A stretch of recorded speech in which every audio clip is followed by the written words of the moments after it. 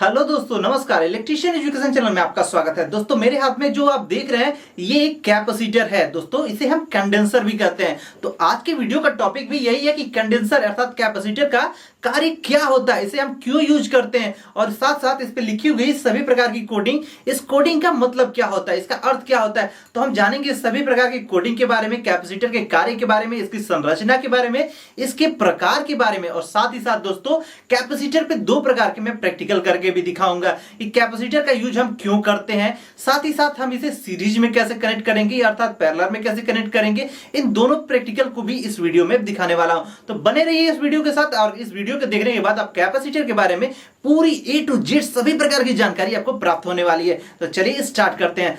दोस्तों, सबसे पहले हम जान लेते हैं कि ये जो कैपेसिटर है ना, उनको किन किन कार्यों में इस्तेमाल किया जाता है। तो इसमें सबसे पहले नंबर पे है पावर फैक्टर को सही करने में। ये पावर फैक्टर को सही करने में कैसे काम होता है, तो दोस्तों सबसे पहले मैं आपको बता दूं कि जो हमारे घरों में यूज होते हैं इंडक्टिव सर्किट वाले इंस्ट्रूमेंट, जैसे आपका हो गया इंडक्शन चूल्हा। आपका इंडक्शन चूल्हा एक इंडक्टिव परिपथ वाला है। आपके जो सिंगल फेज के मोटर हैं या फिर आपके जो फ्लोरोसेंट ट्यूब हैं जिसे हम ट्यूबलाइट कहते हैं, उन सभी में वो क्या करते हैं ना कि वोल्टेज को आगे कर देते हैं और करंट को पीछे कर देते हैं, जिससे हमारी बिजली का खपत ज्यादा बढ़ जाता है। तो उसको सही करने के लिए इस कैपेसिटर का यूज होता है। आपने देखा होगा तो कैपेसिटर का यूज करके हम पावर फैक्टर बैंक बनाते हैं। तो हमारा पावर फैक्टर बैंक की वजह से बिजली के खपत में काफी कमी आती है। इस पे वीडियो में ऑलरेडी बना चुका हूं, आप डिस्क्रिप्शन में चेक कर सकते हैं, वहां इस वीडियो की लिंक मिल जाएगी। दोस्तों, साथ ही साथ जो दूसरे नंबर पे इसका कार्य होता है ना, ये फिल्टर के रूप में कार्य किया जाता है। जो हमारा एसी को डीसी में बदलने का इंस्ट्रूमेंट होता है ना, जिसे हम ब्रिज रेक्टिफायर बनाते हैं,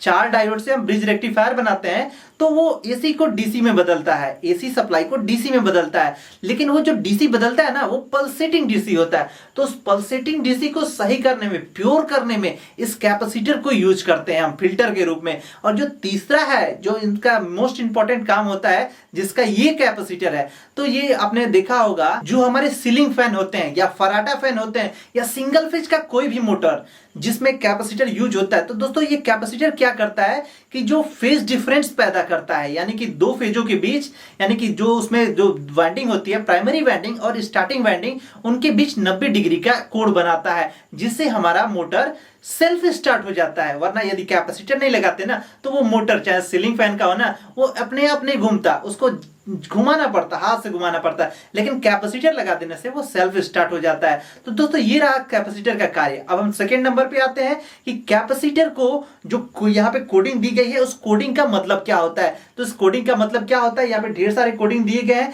जिसको हमको पहचानना होता है कि क्या इसका कोडिंग का मतलब है। तो यहाँ पे मैं आपको दिखा दूं। दोस्तों, सबसे पहले हम बात कर लेते हैं इस कैपेसिटर पे दी गई इस कोडिंग के बारे में। ये कोडिंग क्या है तो हम बात करेंगे, तो यहाँ पे लिखा हुआ है 4 माइक्रोफैरेड। तो 4 माइक्रोफैरेड का ये कैपेसिटर है। दोस्तों, जो कैपेसिटर होता है ना, उसकी जो यूनिट होती है उसको हम फैरेड में नापते हैं। कैपेसिटर की इकाई फैरेड होती है, लेकिन फैरेड एक बहुत बड़ी यूनिट होती है, इसलिए हम फैरेड की जगह पे माइक्रोफैरेड या पिकोफैरेड में से नापते हैं। तो ये जो कैपेसिटर है वो 4 माइक्रोफैरेड का है। दोस्तों, ये एक फराटा फैन का कैपेसिटर है जो कि 4 माइक्रोफैरेड का है। यानी यदि आपका सीलिंग फैन का कैपेसिटर होता, यदि 2.5 माइक्रोफैरेड का कैपेसिटर हम सीलिंग फैन में प्रयोग करते हैं, तो यहाँ पे आप देख सकते हैं 4 माइक्रोफैरेड का ये कैपेसिटर है। इसके नीचे दिख रहा होगा आपको ±5%। दोस्तों, ये जो कैपेसिटर है ना, इसका ये टॉलरेंस बता रहा है। ये इसका ±5% इसका टॉलरेंस है।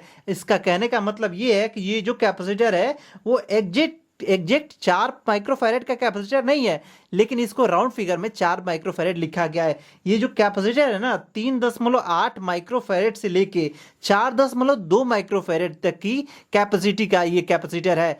ये जो अगला पॉइंट है यहाँ पे लिखा हुआ है 440 वोल्ट एसी, यानी ये जो कैपेसिटर है वो 440 वोल्ट एसी इसकी अधिकतम रेटिंग है। इसका जो रेटेड करंट है ना, वो 440 वोल्ट एसी है। इसके नीचे आप यहाँ पे देख सकते हैं लिखा हुआ है 50 और 60 हर्ट्ज, यानी ये जो कैपेसिटर है 50 हर्ट्ज की फ्रीक्वेंसी पर या 60 हर्ट्ज की फ्रीक्वेंसी पर ये कार्य कर सकता है। इसके नीचे यहाँ पे IS 1709 इसका ये IS मार्क है। दोस्तों, यहाँ पे लिखा हुआ है -25 बटे 85, यानी इसका जो टेम्परेचर रेंज है ना वो -25 डिग्री से लेके 85 डिग्री तक ये काम करने में सक्षम है। इसके बाद जो आता है, इसमें जो डाइलेक्ट्रिक प्रयोग किया जाता है ना वो पॉलीप्रोपाइनल टाइप का डाइलेक्ट्रिक प्रयोग किया जाता है। अब बात कर लेते हैं कि इस कैपेसिटर को हम मल्टीमीटर से कैसे टेस्ट करेंगे। यहाँ पर दोस्तों सबसे पहले मैं आपको बता दूं कि ये जो कैपेसिटर होते हैं ना, कैपेसिटर को यदि आपको चेक करना हो कि ये कितने माइक्रोफैरेड का है,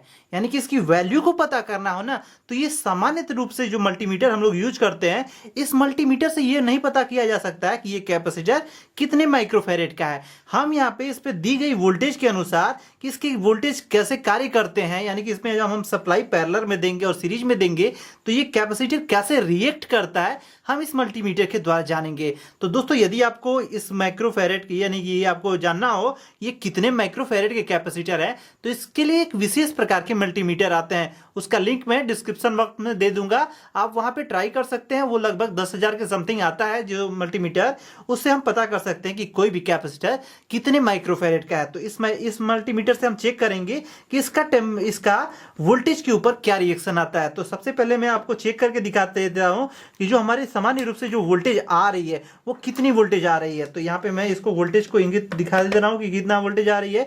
तो यहाँ पे आप देख सकते हैं कि 185 वोल्ट आ रही है हमारी सप्लाई। हम यहाँ पे इसको कैपेसिटर को सीरीज में और पैरेलल में लगा के देखेंगे कि इस पे कैपेसिटर का क्या रिएक्शन होता है।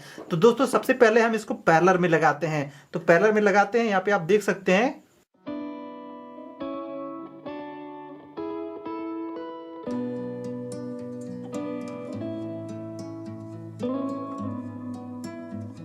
तो दोस्तों यहाँ पे आप देख सकते हैं कि ये जो कैपेसिटर है मैंने सप्लाई के साथ सीधे जोड़ दिया है, और वोल्टेज को शो करने के लिए यहाँ पे मैंने एक मल्टीमीटर भी लगा दिया है कि ये कैपेसिटर अपना कितना वोल्टेज शो करता है। तो हमारी जो सप्लाई थी वो 186 वोल्ट या 185 वोल्ट थी। तो दोस्तों जो कैपेसिटर होता है ना वो एक बैटरी की भांति कार्य करता है, और बैटरी की भांति कार्य करता है, लेकिन बस अंतर केवल इतना ही होता है ना, ये एनर्जी स्टोर करता है बैटरी की तरीके से, लेकिन उसे डिस्चार्ज कुछ ही सेकेंड में कर देता है। तो इसी का प्रैक्टिकल है। तो यहाँ पे मैं दिखा दे रहा हूँ कि 185 या 186 वोल्ट है। तो जैसे ही मैं इसको ऑफ कर देता हूँ, यहाँ पे आप देख सकते हैं ये इसकी वोल्टेज धीरे धीरे घट रही है।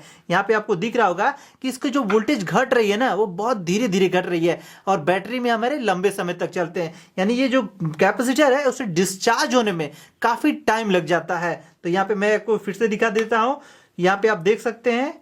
तो हमारा जो वोल्टेज था एग्जैक्ट वोल्टेज 186 वोल्टेज है, लेकिन जब हम इसको ऑफ कर देंगे ना तो ये जो कैपेसिटर है अपना डिस्चार्ज जब करेगा ना तो उसमें थोड़ा टाइम लग जाता है। यहाँ पे आपका देखिए कैपेसिटर चार्ज हो गया होगा। अब हम इसको डिस्चार्ज करने के लिए इसके मेन सप्लाई को यहाँ पे ऑफ कर देते हैं।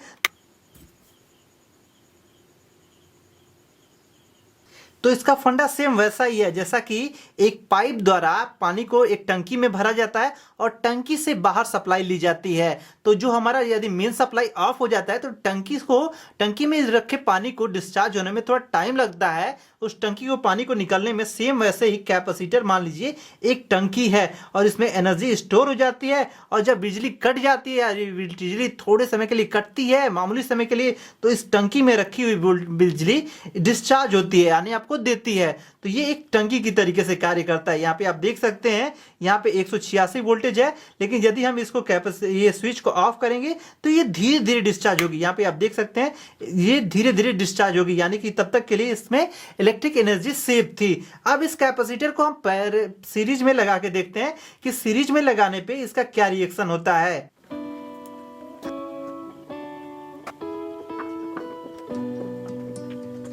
यहाँ पे देख सकते हैं आप, मैंने इस कैपेसिटर को सीरीज क्रम के अनुसार कनेक्ट कर दिया है। अब होता है क्या है दोस्तों कि जब तक ये कैपेसिटर चार्ज होता है तब तक तो इसमें वोल्टेज जाता है, बिजली के वोल्टेज जाते हैं, और जैसे ये पूर्ण रूप से चार्ज हो जाता है इसमें वोल्टेज कट जाता है, यानी कि जो वोल्टेज की सप्लाई जाती है वो ऑटोमेटिक कट जाती है। तो यहाँ पे मैं इसका प्रैक्टिकल करके दिखा देता हूँ। तो यहाँ पे देखिए आपका धीरे धीरे वोल्टेज कम हो रहा है, जैसे जैसे ये चार्ज होता आता है इसके वोल्टेज कम हो जाते हैं और ये 0 वोल्टेज पे आ जाता है। तो इसके साथ साथ इस दोनों प्रैक्टिकल मैंने आपको आपको दिखाई दिया कि ये कैसे ये चार्ज होता है और कैसे डिस्चार्ज होता है। दोस्तों अब सिंपली सी आपको मैनुअली तरीके से इस कैपेसिटर को डिस्चार्ज करना है।